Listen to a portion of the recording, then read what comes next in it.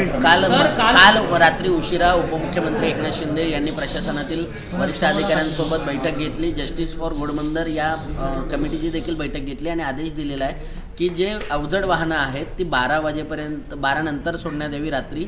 मात्र आत्तासुद्धा ही अवजड वाहनं नाही, ते दुपारी 12 बोलले असतील. कारण आत्ता जर तुम्ही ज्युपिटर हॉस्पिटलच्या ब्रिजच्या खाली गेलात तर तिथे 4 लेनचे ट्रॅफिक हेवी ट्रक लागलेले आहेत. आणि आत्ताच म्हणजे आम्ही आत्ताची गोष्ट करतोय, काही वेळापूर्वी 10-15 मिनिटापूर्वीची गोष्ट आहे की आत्ता देखील तिथे हेवी ट्रक उभे आहेत. सो जर माननीय उपमुख्यमंत्र्यांचा जर तुम्ही आदेश पाळणार नसाल तर आदेश पाळणार कोणाचा मग? म्हणजे सरकार प्रशासन चालवते की राजकीय नेते चालवत आहेत हेच कळत नाही आहे. ह्याच्या आधी देखील अशाच प्रकारचे आदेश परिवहन मंत्र्यांनी दिले होते की डिसेंबरपर्यंत ठाण्यामध्ये हेवी ट्रकला बंदी. दुसऱ्या दिवशी देखील हेवी ट्रक चालू होते. काल माननीय उपमुख्यमंत्र्यांनी हा आदेश दिलेला आहे, त्याच्यानंतर पण ते चालू आहे. सो मला कळत नाही आहे की नक्की सरकार प्रशासन चालवत आहे, अधिकारी चालवत आहेत की राजकीय नेते चालवत आहेत. एकीकडे असं पण म्हटलं जातं आहे की जर हे वेळा पाळल्या गेल्या नाही तर अधिकाऱ्यांवरती कारवाई केली जाईल. मात्र मी तेच सांगतो, आज कारवाई करा, कारण आज चालू आहे. आता मी पाहिलं तर त्याचे फुटेज आणि फोटो देतो तुम्हाला. आदेशच पाळला जात नाही आहे ना. मग आज सकाळचं आहे, याच्यात 1-2 अधिकारी सस्पेंड झाले पाहिजेत. बघूया होतात का. मागील अनेक दिवसांपासून ही वाहतूक कोंडीचा सामना ठाणेकर करतोय, जास्त करून अनेक वर्षापासून.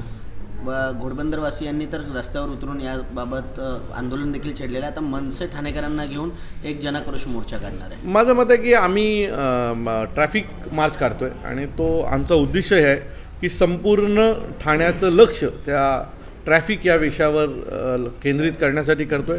आम्हाला माहिती आहे की आमच्या मोर्चाने काही लगेच क्रांती होणार नाही आहे, परंतु ज्या ठाणेकरांना रोज ह्या त्रासातनं जावं लागतं. मी तुम्हाला खरं सांगतो, मला दिवसात 10 लोक मिळाली ठाण्यातली तर 8 जण ट्रॅफिकवर बोलतात.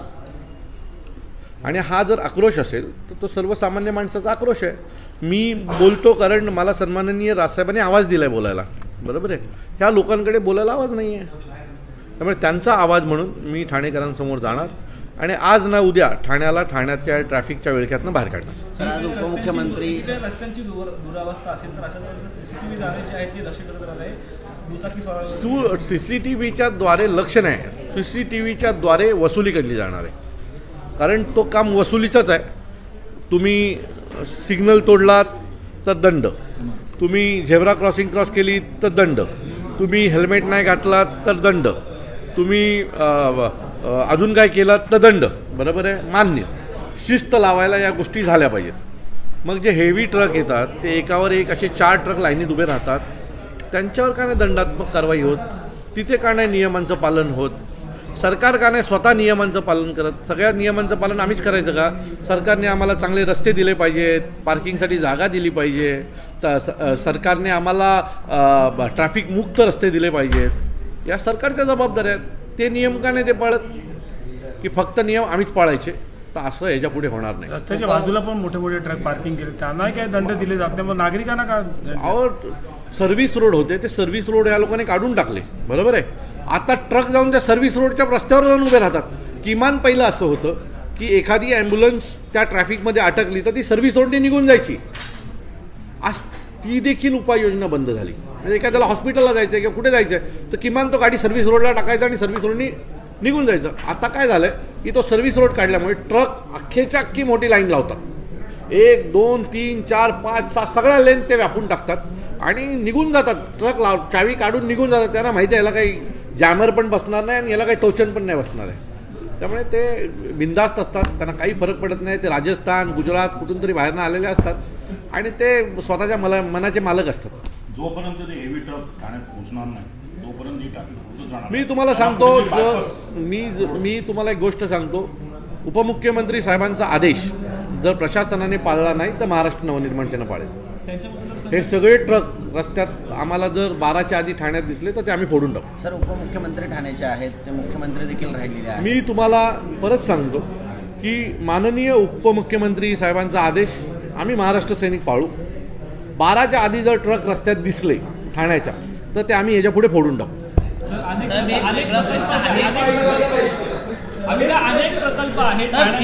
प्रश्न आहे संपूर्ण वाहतूक कोंडीच्या वरती तुम्ही जसं असं मनसे आंदोलन करतं. त्याचप्रमाणे आमदार संजय केळकर यांनी थेट मुख्यमंत्र्यांना पत्र लिहिलेलं समजतंय. बघा की ते हे ते संपूर्ण चाललं संजय काय? केळकर साहेब त्यांच्या पद्धतीने आंदोलन करतात, आम्ही आमच्या पद्धतीने आंदोलन करतो. त्यांनी घेतलेल्या कुठल्याच आंदोलनाला आजपर्यंत यश आलेलं नाही आहे. त्यामुळे आम्हाला लोकांना दाखवण्यासाठी आंदोलन करायचं नाही आहे, आम्हाला लोकांना काम करण्यासाठी आंदोलनं करायची, ते आम्ही करू.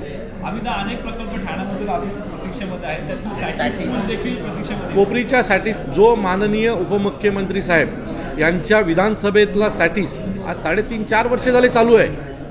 परवाच्या दिवशी तिथलीही लोक कंटाळले, ती माझ्याकडे आली होती की अरे हा पूर्ण कधी होणार, म्हणजे 18 महिन्याचा पिरियड होता, आज 3.5-4 वर्ष झाली तो पूर्ण होत नाही आहे.